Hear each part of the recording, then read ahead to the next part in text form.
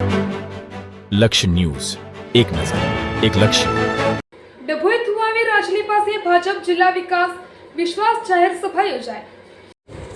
ડભોઈ થુવાવી રાજલી પાસે ભાજપ જિલ્લા વિકાસ વિશ્વાસ જાહેર સભા યોજાઈ. ગુજરાત પ્રદેશ અધ્યક્ષ જગદીશ વિશ્વકર્મા રહ્યા હાજર. ડભોઈના 4 જિલ્લા પંચાયત બેઠક માટે કર્યા પ્રચાર. ભાજપને જીત માટે મક્કમ થઈ જવા કાર્યકરોને અનુરોધ. જિલ્લા પ્રમુખ બીજે બ્રહ્મભટ્ટ, શૈલેષભાઈ મહેતા, ધારાસભ્ય સહિત કાર્યકરો અને હોદ્દેદારો ઉપસ્થિત. 13 તારીખે તાલુકા પંચાયત કચેરીએ બનેલ ઘટનાને લઈને ધારાસભ્ય શૈલેષ મહેતાના કોંગ્રેસ પર પ્રહાર.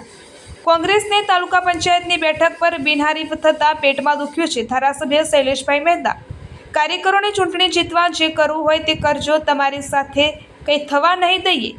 ધારાસભ્ય શૈલેષભાઈ મહેતા. પ્રદેશ પ્રમુખે આવતા જ કહ્યું કે બદલો તો લેવો પડે, ત્યારે ભાજપ પર જુસ્સાથી બટન દબાવી કોંગ્રેસને બતાવજો ભાજપની જીત.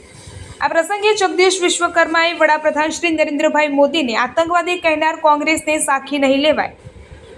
કોંગ્રેસ સામે ભારે પ્રહાર સાથે પોતાનું સંબોધન આપ્યું હતું. જગદીશ વિશ્વકર્માએ કહ્યું, સ્થાનિક સ્વરાજ્યની ચૂંટણીમાં કોંગ્રેસને ઈંટનો જવાબ પથ્થરથી આપવાનો છે. આ પ્રસંગે મોટી સંખ્યામાં કોંગ્રેસ કાર્યકરોએ પણ ભાજપનો કેસરિયો ધારણ કર્યો હતો. આશરે 100થી વધુ કોંગ્રેસ કાર્યકરો ભાજપમાં જોડાયા હતા. રિપોર્ટર આતિશસિંહ ઠાકોર. આપણે જે કંઈ કરવાનું છે એ કામો તો કર્યા જ છે, પણ આ ચૂંટણી કેવી રીતે જીતવાની છે એ પણ તમે સૌ જાણો છો. 13 તારીખે એમના પક્ષના 2 ઉમેદવારોએ ફોર્મ પરત ખેંચ્યા તો પેટમાં ચચરી ગઈ હતી. પણ હું આભાર માનું છું તમારા બધાનો કે બીજે દિવસે આપણે એમના ગામમાં જઈને જે ફેરણી કરી એ સમગ્ર ગુજરાતે જોઈ છે. મને આવતામાં જ પ્રદેશ પ્રમુખે કીધું કે બદલો તો લેવો પડે. બદલો આપણે 26 તારીખે લેવાનો છે.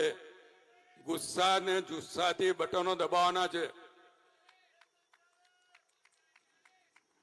ગુસ્સા ને જુસ્સાથી બટન દબાવવાના છે. જ્યાં કમળ દેખાય એ બટન દબાવવાનું અને આપણા તમામ ઉમેદવારોને જંગી બહુમતીથી જીતાડવાના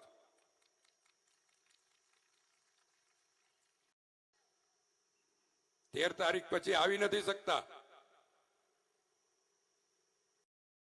અને બધો જ પ્રતાપ ભારતીય જનતા પક્ષના કાર્યકરોનો છે, આગેવાનોનો છે. હું વધારે આજે નથી કહેવા માંગતો, કારણ કે પ્રદેશ પ્રમુખ અહીંયા આપણને સંબોધવા આવ્યા છે. ત્યારે હું એમને આપના તમામ વતી ખાતરી આપું છું કે અહીંયાની જે અત્યારે 5 જિલ્લા પંચાયતના ઉમેદવારો અહીંયા બેઠા છે, 5 ઉમેદવારો જંગી બહુમતીથી જીતશે.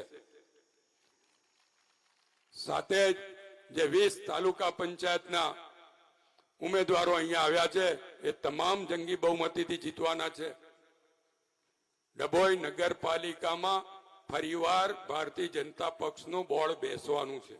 પડે કરજો, પણ આપણા તમામ ઉમેદવારોને જંગી બહુમતીથી જીતાડવાના છે. એના જે તમે કરશો એનામાં તમારી જોડે અમે તમામ ઊભા છીએ.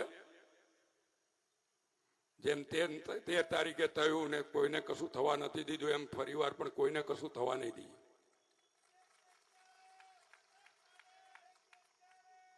આભાર. ભારત માતા કી જય.